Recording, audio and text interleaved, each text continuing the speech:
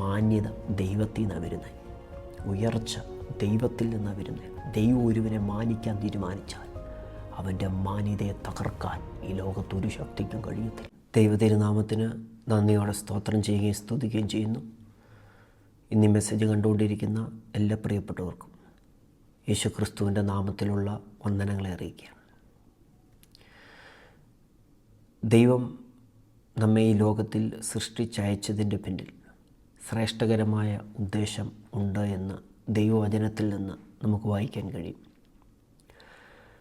നീ എനിക്ക് വിലയേറിയവനാണ്, നീ എനിക്ക് മാന്യൻ ആണ് എന്നാണ് ദൈവവചനത്തിൽ നമുക്ക് വായിക്കാൻ കഴിയുന്നത്. തൻ്റെ സ്വരൂപത്തിലും സാദൃശ്യത്തിലും ദൈവം നമ്മെ സൃഷ്ടിച്ച് തൻ്റെ ഓമനകുമാരനെ നമ്മുടെ പാപങ്ങളുടെ പരിഹാരത്തിന് വേണ്ടി ഈ ലോകത്തിലേക്ക് അയച്ചത് ഒക്കെ നാം തിരുവചനത്തിൽ നിന്ന് വായിക്കുമ്പോൾ ദൈവത്തിന് നമ്മുടെ ജീവിതത്തെക്കുറിച്ച് ശ്രേഷ്ഠകരമായ ഉദ്ദേശമുണ്ട്, പദ്ധതിയുണ്ട് എന്ന് നാം മനസ്സിലാക്കുന്നു. എന്നാൽ പലപ്പോഴും പല വ്യക്തികളെ നോക്കിക്കൊണ്ട് പലരും പറഞ്ഞിട്ടുണ്ട്, നീ പ്രയോജനമില്ലാത്ത വ്യക്തിയാണ്, നീ പ്രയോജനമില്ലാത്തവളാണ്, നിനക്കൊരു കഴിവുമില്ല, നിനക്കൊരു മിടുക്കുമില്ല, നിന്നെക്കൊണ്ടൊന്നിനും കൊള്ളില്ല എന്ന് കൂടെ പഠിക്കുന്ന, കൂടെ താമസിക്കുന്ന വ്യക്തികളുടെ വാക്കുകൾ കേട്ട് തളർന്നിരിക്കുന്ന പലരും നമുക്ക് ചുറ്റുപാടുമുണ്ട്. ഒരുപക്ഷെ ഈ മെസ്സേജ് കേൾക്കുന്ന താങ്കൾ നിനക്കൊരു കഴിവുമില്ല, നിനക്കൊരു മിടുക്കുമില്ല, ഒരു പ്രയോജനമില്ലാത്ത വ്യക്തിയാണ് എന്ന് മറ്റുള്ളവർ നിങ്ങളെക്കുറിച്ച് പറഞ്ഞേക്കാം. ഒരുപക്ഷെ മാതാപിതാക്കൾ അവരുടെ തലമുറകളെ നോക്കിക്കൊണ്ട് അവൻ പ്രയോജനമില്ലാത്തവനാണ്, പ്രയോജനമില്ലാത്തവളാണ് എന്ന് ഒരുപക്ഷെ നിങ്ങളെക്കുറിച്ച് പറഞ്ഞേക്കാം, കുഞ്ഞുങ്ങളെക്കുറിച്ച് പറഞ്ഞേക്കാം. ഒരുപക്ഷെ നിങ്ങൾ കടന്നു പോകുന്ന സഭയിലെ ഉത്തരവാദിത്തപ്പെട്ട ആളുകൾ നിങ്ങളുടെ തലമുറകളെ നോക്കിക്കൊണ്ട് ഇത് പ്രയോജനമില്ലാത്തയാളാണ്, ദൈവരാജ്യത്തിന് യാതൊരു ഉപയോഗവുമില്ല, സഭയ്ക്ക് യാതൊരു പ്രയോജനമില്ല എന്ന് നിരന്തരം പറയുകയും ഒരുപക്ഷെ അങ്ങനെയുള്ള അനുഭവങ്ങൾ, അങ്ങനെയുള്ള പ്രവർത്തികൾ മക്കളുടെ ഭാഗത്തുനിന്ന് വരുമ്പോൾ അങ്ങനെ പറയേണ്ടതായിട്ട് വരുന്ന സാഹചര്യം ഉണ്ടാകുകയാണ്. അവരുടെ അലസമായ ജീവിത രീതികൾ കാരണമായിരിക്കാം ഒരുപക്ഷെ മറ്റുള്ളവരവരെ നോക്കിക്കൊണ്ട് പറയുന്നത്, നിൻ്റെ കുഞ്ഞ് ഒരു പ്രയോജനമില്ലാത്ത ആളാണ്. പക്ഷെ ബൈബിൾ നമ്മൾ വായിക്കുമ്പോൾ മനുഷ്യർ പ്രയോജനമില്ല എന്ന് പറഞ്ഞ വ്യക്തികളെ ദൈവം ഉപയോഗിച്ചതായിട്ട് നമുക്ക് വായിക്കാൻ കഴിയും. ഒരിക്കൽ പ്രയോജനമില്ല എന്ന് എഴുതിത്തള്ളിയവരെ ദൈവം പ്രയോജനമുള്ളതാക്കി തീർത്തതായിട്ട് തിരുവചനത്തിൽ വായിക്കാൻ കഴിയും. ഇന്നീ സന്ദേശം കേൾക്കുന്ന സഹോദര സഹോദരി, യുവാവേ യുവതിയെ, നിങ്ങളെ നോക്കിക്കൊണ്ട് ഒരുപക്ഷെ നിങ്ങളുടെ ചുറ്റുപാടുമുള്ള ആളുകൾ പറഞ്ഞേക്കാം, നീ ഒരു പ്രയോജനമില്ലാത്ത ആളാണ്, നിന്നെ ഒന്നിനും കൊള്ളുകയില്ല, നിനക്ക് ആഗ്രഹമുണ്ട് പല കാര്യങ്ങളും ചെയ്യണമെന്ന്. പക്ഷേ മറ്റുള്ളവർ നിന്നെ നോക്കിക്കൊണ്ട് പറയുന്നു, നിന്നെ കൊള്ളത്തില്ല, നീ ഉപയോഗിക്കാൻ കൊള്ളാത്തൊരു വ്യക്തിയാണ്, ദൈവത്തിനോ ദൈവരാജ്യത്തിൻ്റെ വ്യാപ്തിക്കോ നിന്നെക്കൊണ്ടൊന്നും ചെയ്യാൻ പറ്റത്തില്ലെന്ന് പറഞ്ഞേക്കാം. പക്ഷെ ദൈവത്തിൻ്റെ വചനത്തിലേക്ക് ഇന്ന് ഈ സമയം നാം തിരിയുമ്പോൾ പ്രയോജനമില്ലാത്ത വ്യക്തികളെ പ്രയോജനമുള്ളതാക്കി തീർത്ത ചരിത്രം ഇന്നലകളിൽ നടന്നതായിട്ട് ബൈബിളിൽ നമുക്ക് വായിക്കാൻ കഴിയും. ഇന്നലെ അങ്ങനെ ഒരു ദൈവപ്രവൃത്തി ചെയ്ത ദൈവം മാറ്റമില്ലാത്തവനാണ്, അനന്യനാണ്. ഇന്നും ആ ദൈവത്തിന് അപ്രകാരം വ്യക്തികളെ രൂപാന്തരപ്പെടുത്തുവാൻ കഴിയും.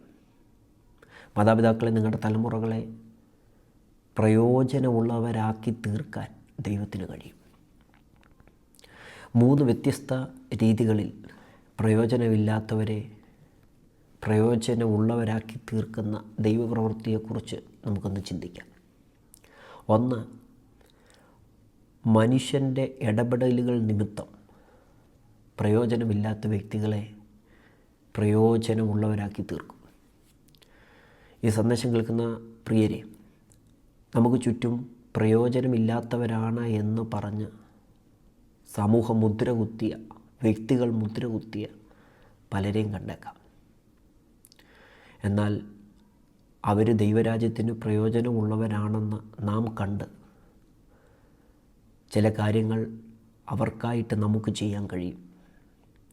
വിശുദ്ധ തിരുവചനം വായിക്കുമ്പോൾ അപ്പോസ്തലനായ പൗലോസ് ഫിലേമോന് ലേഖനം എഴുതുമ്പോൾ ഒനേസിമോസ് എന്ന് പറയുന്ന ഒരു സഹോദരനെക്കുറിച്ച് താൻ പറയുകയാണ്. ഒനേസിമോസ് എന്ന് പറയുന്ന വ്യക്തി ഫിലേമോൻ്റെ വീട്ടുവേലക്കാരനായിരുന്നു. എന്നാൽ അവിടെ ചില പ്രവർത്തികൾ നിമിത്തം, അവിടെ ചില കാര്യങ്ങൾ മോഷ്ടിച്ചത് നിമിത്തം തന്നെ കാരാഗൃഹത്തിൽ അകപ്പെടുത്തി. ഒനേസിമോസ് അങ്ങനെ കാരാഗൃഹത്തിലായിരിക്കുകയാണ്. ഫിലേമോന് ഒനേസിമോസ് പ്രയോജനമില്ലാത്തയാളാണ്. കാരണം വീട്ടിൽ ജോലി ചെയ്തുകൊണ്ടിരുന്ന സമയത്ത് തൻ്റെ വീട്ടുവേല ചെയ്തുകൊണ്ടിരുന്നപ്പോൾ അവിടുന്ന് വസ്തുക്കൾ അപഹരിച്ച് അങ്ങനെ ജയിലിൽ പോയ ആളാണ് ഒനേസിമോസ്.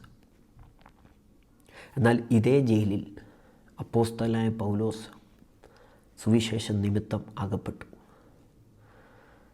പൗലോസിൻ്റെ കയ്യിൽ ഒനേസിമോസിനെ കിട്ടിയപ്പോൾ യേശുക്രിസ്തുവിനെക്കുറിച്ച് അറിഞ്ഞു, രൂപാന്തരം ഉണ്ടായി. ആ ഒനേസിമോസിനെക്കുറിച്ച് പൗലോസ് ഫിലേമോന് ലേഖനം എഴുതുമ്പോൾ പറയുന്ന ഒരു വാക്യമുണ്ട്. ഫിലേമോൻ്റെ ലേഖനം 1-ാം അധ്യായത്തിൻ്റെ 10, 11, 12 വാക്യങ്ങൾ ഇങ്ങനെ പറയുന്നത്: തടവിലിരിക്കുമ്പോൾ ഞാൻ ജനിപ്പിച്ച എൻ്റെ മകനായ ഒനേസിമോസിന് വേണ്ടിയാകുന്നു നിന്നോട് അപേക്ഷിക്കുന്നത്. അവൻ മുൻപേ നിനക്ക് പ്രയോജനമില്ലാത്തവൻ ആയിരുന്നു. ഇപ്പോൾ നിനക്കും എനിക്കും നല്ല പ്രയോജനമുള്ളവനാകുന്നു. എനിക്ക് പ്രാണപ്രിയനായ അവനെ ഞാൻ മടക്കി അയച്ചിരിക്കുന്നു. ആ വാക്കുകൾ നിങ്ങൾ ശ്രദ്ധിച്ചു എന്ന് ഞാൻ മനസ്സിലാക്കുകയാണ്. പ്രയോജനമില്ല എന്ന മുദ്ര കുത്തിയ ഒനേസിമോസിനെ പൗലോസിൻ്റെ കയ്യിൽ കിട്ടിയപ്പോൾ ഒനേസിമോസ് പ്രയോജനമുള്ളയാളായി തീർന്നു. ആർക്കൊക്കെ പ്രയോജനമുള്ളയാളായി? പൗലോസിന് പ്രയോജനമുള്ളയാളായി, ഫിലേമോന് പ്രയോജനമുള്ളയാളായി. ആ കാര്യം ഫിലേമോൻ്റെ കയ്യിൽ ഒനേസിമോസിനെ കിട്ടിയപ്പോൾ രൂപാന്തരപ്പെടുത്താൻ കഴിഞ്ഞില്ല. എന്നാൽ ഇതേ ഒനേസിമോസ് പൗലോസിൻ്റെ കൂടെ കാരാഗൃഹത്തിലായിരുന്നപ്പോൾ രൂപാന്തരമുണ്ടായി, മാനസാന്തരമുണ്ടായി, പ്രയോജനമുള്ള വ്യക്തിയായി. അദ്ദേഹത്തെക്കുറിച്ച് പൗലോസ് പറഞ്ഞ കമൻ്റ് ഇതാണ്: പ്രാണപ്രിയനാണ്, എൻ്റെ മകനാണ്. വളരെ വാത്സല്യത്തോടെ, വളരെ സ്നേഹത്തോടെയാണ് പൗലോസ് ഒനേസിമോസിനെ കുറിച്ച് പറയുന്നത്. അതേ പ്രിയമുള്ളവരെ, നമ്മുടെ ചുറ്റുപാടും മറ്റുള്ളവർ പ്രയോജനമില്ല എന്ന് മുദ്ര കുത്തിയ പലര് കാണും. നമ്മുടെ സഭയെ കാണും, നമ്മുടെ കൂട്ടുകാരുടെ ആ ലിസ്റ്റിനകത്ത് കാണും, ആ ഗ്യാങ്ങിനകത്ത് കാണും. നമ്മൾ വീട്ടിൽ പാർക്കുന്ന സ്ഥലത്ത് കണ്ടേക്കാം, നമ്മൾ പോകുന്ന ജോലി സ്ഥലത്ത് കണ്ടേക്കാം. അവരുടെ സാഹചര്യങ്ങൾ നിമിത്തം ഉപയോഗമില്ലാതെ, കഴിവില്ലാതെ ഒറ്റപ്പെട്ട് നിൽക്കുന്ന വ്യക്തികൾ. നമ്മുടെ ഒരു വാക്കു മതിയായിരിക്കാം അവർ പ്രയോജനമുള്ള വ്യക്തിയായിത്തീരുന്നത്.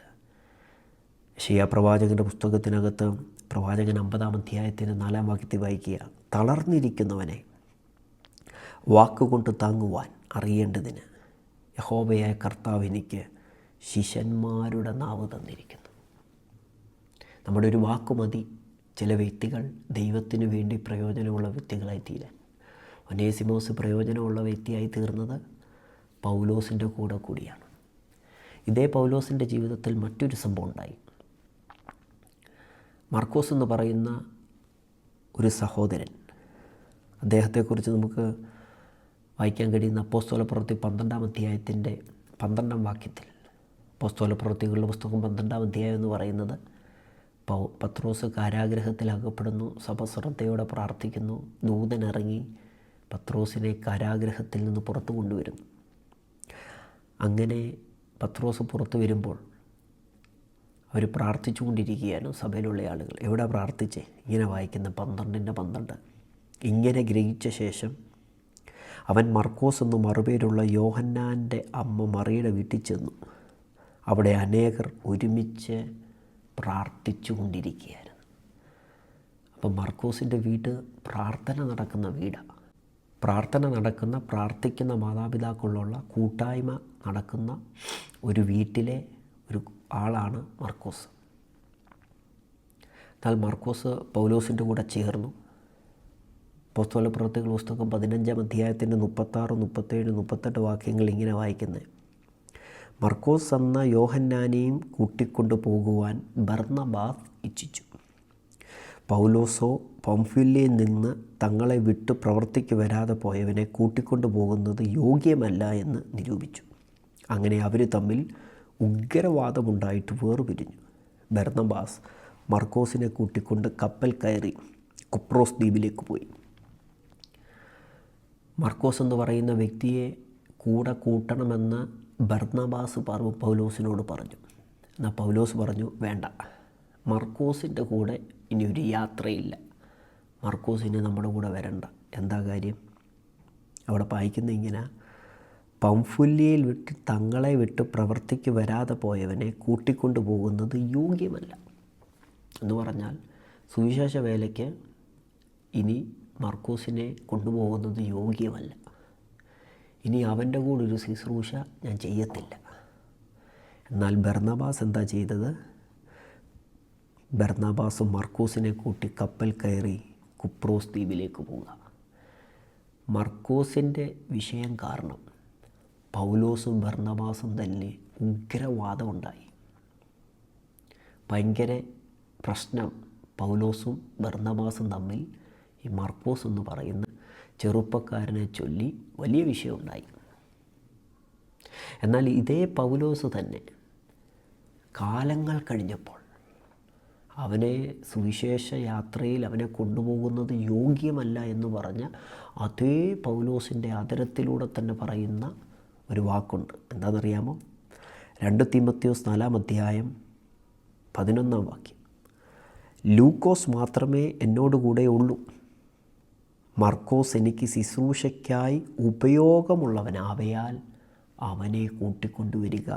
പ്രവർത്തികളുടെ പുസ്തകം 15-ാം അധ്യായത്തിൽ അവനെ കൊണ്ടുപോകുന്നത് യോഗ്യമല്ലെന്ന പൗലോസ് പറഞ്ഞ്.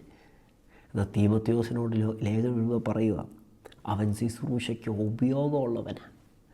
ഇന്നലകളിൽ ഏത് പൗലോസാണോ കൊള്ളത്തില്ലെന്ന് പറഞ്ഞത്, അതേ പൗലോസിൻ്റെ വായിലൂടെ തന്നെ ദൈവം പറയിപ്പിക്കുക, അവൻ ശുശ്രൂഷയ്ക്ക് ഉപയോഗമുള്ളവനാണ്.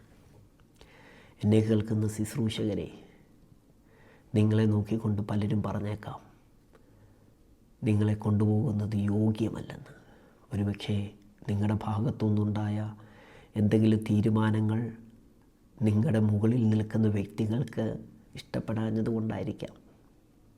നിങ്ങളുടെ സമീപനം ചില ആളുകൾക്ക് പിടിക്കാത്തത് കൊണ്ടായിരിക്കാം. ഭാരപ്പെടേണ്ട. ഏത് വ്യക്തിയാണോ തള്ളിക്കളഞ്ഞത്, ഏത് വ്യക്തികളാണോ ഉപയോഗമില്ലെന്ന് പറഞ്ഞത്, ഏത് വ്യക്തികളാണോ യോഗ്യമല്ലെന്ന് പറഞ്ഞത്, ആ വ്യക്തികളെ കൊണ്ട് തന്നെ നിങ്ങൾ ഉപയോഗമുള്ളവരാണെന്ന് പറയാൻ എൻ്റെ ദൈവം വിശ്വസ്തനാണ്. ആമേൻ. അപ്പോൾ മനുഷ്യരായ നമുക്ക് ഇതിനകത്തൊരു റോളുണ്ട്.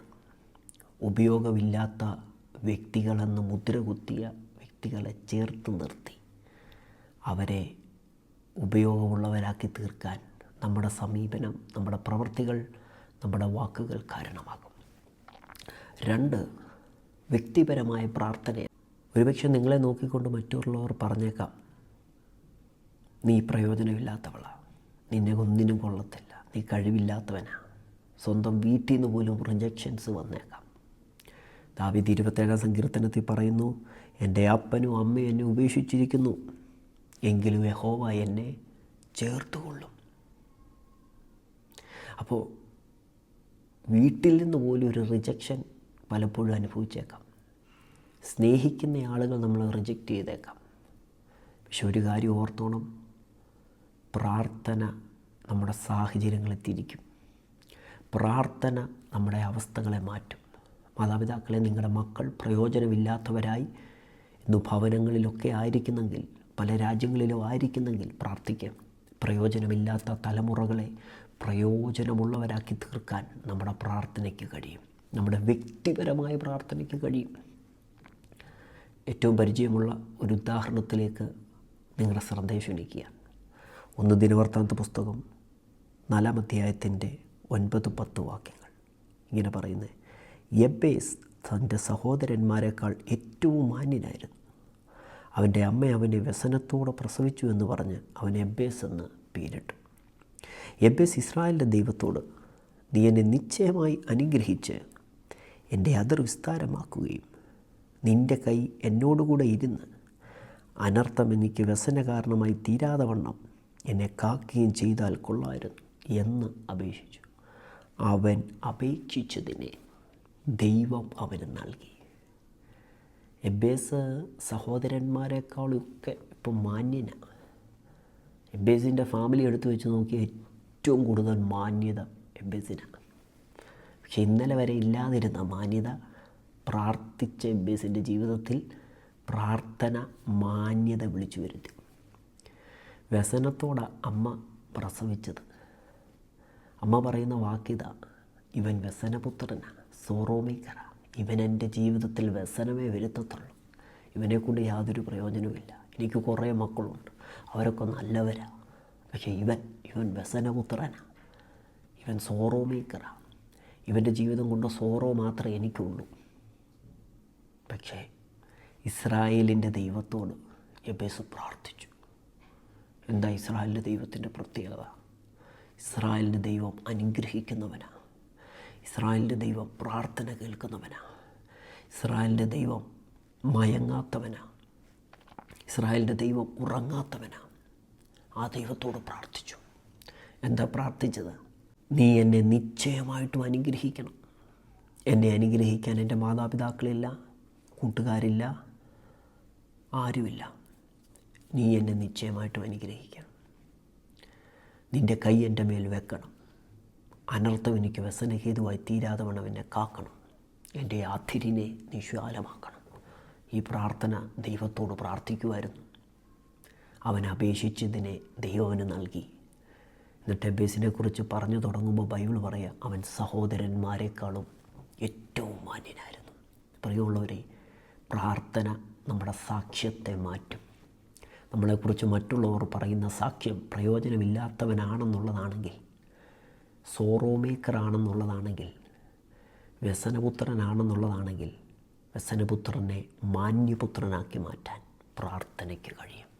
പ്രാർത്ഥിക്കുക, കർത്താവേ, ഞാൻ പ്രയോജനമില്ലാത്തവളാണ്, ഞാൻ പ്രയോജനമില്ലാത്തവനാണ്. ഞാൻ പാർക്കുന്ന വീട്ടിൽ എൻ്റെ കുടുംബക്കാർക്ക്, എൻ്റെ ചർച്ചിനകത്ത്, ഞാൻ ഉൾപ്പെട്ട് നിൽക്കുന്ന സമൂഹത്തിനകത്ത്, ഞാൻ ജോലി ചെയ്യുന്ന ജോലി സ്ഥാപനത്തിനകത്ത് കഴിവില്ലാത്തവളാണെന്നും കഴിവില്ലാത്തവനാണെന്നും പ്രാപ്തിയില്ലാത്തവനാണ്, കൊള്ളത്തില്ലെന്നും ഒക്കെ പറയുന്നവരുണ്ടെങ്കിൽ പ്രാർത്ഥിക്കുക. മാന്യത ദൈവത്തിൽ നിന്നാണ് വരുന്നത്. ഉയർച്ച ദൈവത്തിൽ നിന്നാണ് വരുന്നത്. ദൈവം ഒരുവനെ മാനിക്കാൻ തീരുമാനിച്ചാൽ അവൻ്റെ മാന്യതയെ തകർക്കാൻ ഈ ലോകത്തൊരു ശക്തിക്കും കഴിയത്തില്ല. ദൈവം ഒരുവനെ ഉയർത്താൻ തീരുമാനിച്ചാൽ അവൻ്റെ ഉയർച്ചയെ തടയാൻ ഈ ലോകത്തൊരു ശക്തിക്കും കഴിയത്തില്ല. പ്രാർത്ഥിക്കാൻ തയ്യാറാണോ? ദൈവാവസ്ഥകൾക്ക് വ്യത്യാസം വരുത്തും. എബ്ബേസ് പ്രാർത്ഥിച്ചു. അവനെന്തോ ചെയ്യാൻ പറ്റും? അമ്മയോട് പറയാൻ പറ്റും, സഹോദരന്മാരോട് പറയാൻ പറ്റും. പ്രാർത്ഥിക്കാനേ പറ്റത്തുള്ളൂ. അവൻ്റെ പ്രാർത്ഥന അവൻ്റെ സ്ഥിതിയെ മാറ്റി. അവൻ്റെ പ്രാർത്ഥന അവൻ്റെ അതിരിനെ വിശാലമാക്കി. പ്രാർത്ഥിക്കുക, ദൈവാവസ്ഥകൾക്ക് വ്യത്യാസം വരുത്തും. മൂന്നാമത്തെ കാര്യം, ദൈവത്തിൻ്റെ പരിശുദ്ധാത്മാവിൻ്റെ ഇടപെടലാണ്. ഒന്ന്, മനുഷ്യരായ നമ്മളുടെ സാന്നിധ്യം, നമ്മുടെ വാക്കുകൾ പ്രയോജനമില്ലാത്തവരെ പ്രയോജനമുള്ളതാക്കി തീർക്കും. രണ്ട്, വ്യക്തിപരമായ പ്രാർത്ഥനയാണ്. അതങ്ങനെ പ്രയോജനമില്ല എന്ന് മറ്റുള്ളവർ പറഞ്ഞ് ആ വ്യക്തികൾ തന്നെ പ്രാർത്ഥിക്കണം. അവരുമായി ബന്ധപ്പെട്ട് നിൽക്കുന്ന വ്യക്തികൾ പ്രാർത്ഥിക്കണം. മൂന്ന്, പരിശുദ്ധാത്മാവിൻ്റെ ഇടപെടലാണ്. നമുക്കറിയാം, യേശുവിൻ്റെ ശിഷ്യന്മാർ സാധാരണക്കാരായ ആളുകളായിരുന്നു, മുക്കുവന്മാരായിരുന്നു. എന്നാൽ പരിശുദ്ധാത്മാവിൻ്റെ ശക്തി അവരുടെ മേൽ വന്നപ്പോൾ, പരിശുദ്ധാത്മാവുമായിട്ട് അവർക്കൊരു വ്യക്തിപരമായ ബന്ധം വന്നപ്പോൾ അവരുടെ അവസ്ഥകൾക്ക് വ്യത്യാസം വന്നു. അവരെക്കുറിച്ച് അപ്പോസ്തലപ്രവൃത്തികളുടെ പുസ്തകം 4-ാം അധ്യായത്തിൽ വായിക്കുന്നത് ഇങ്ങനെ, 4:13, അവർ പത്രോസിൻ്റെയും യോഹന്നാൻ്റെയും ധൈര്യം കാണുകയാലും ഇവർ പഠിപ്പില്ലാത്തവരും സാമാന്യരുമായ മനുഷ്യരെന്ന് ഗ്രഹിക്കിയാലും ആശ്ചര്യപ്പെട്ടു. അവർ യേശുവിനോടുകൂടെ ആയിരുന്നവരെന്ന് അറിഞ്ഞു. കണ്ടോ, 40ഓളം വയസ്സ് പ്രായമുള്ള മനുഷ്യനെ ദേവാലയത്തിൻ്റെ വാതിൽക്കൽ വെച്ച് സൗഖ്യമാക്കുന്നത് 3-ാം അധ്യായത്തിൽ നമുക്ക് കാണാൻ കഴിയും.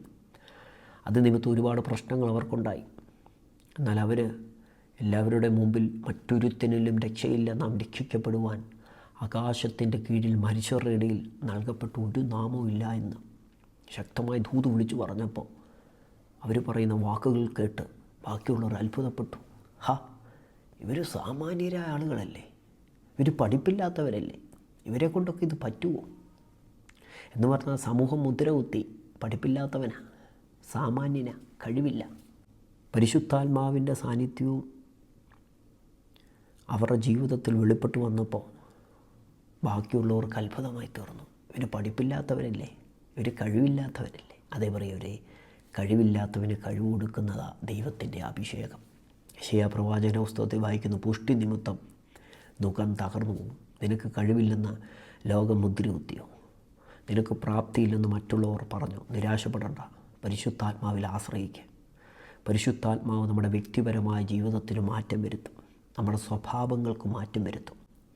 ഏത് വ്യക്തികൾ നാം പ്രയോജനമില്ലെന്ന് പറഞ്ഞു, അതേ വ്യക്തികളെ കൊണ്ട് തന്നെ പ്രയോജനമുള്ളവരാണെന്ന് പറയിക്കാൻ ദൈവത്തിൻ്റെ പരിശുദ്ധാത്മാവിന് കഴിയും. നമ്മൾ ചെയ്യേണ്ടത് ഇത്ര മാത്രം: ദൈവസന്നിധി സമർപ്പിക്കുക.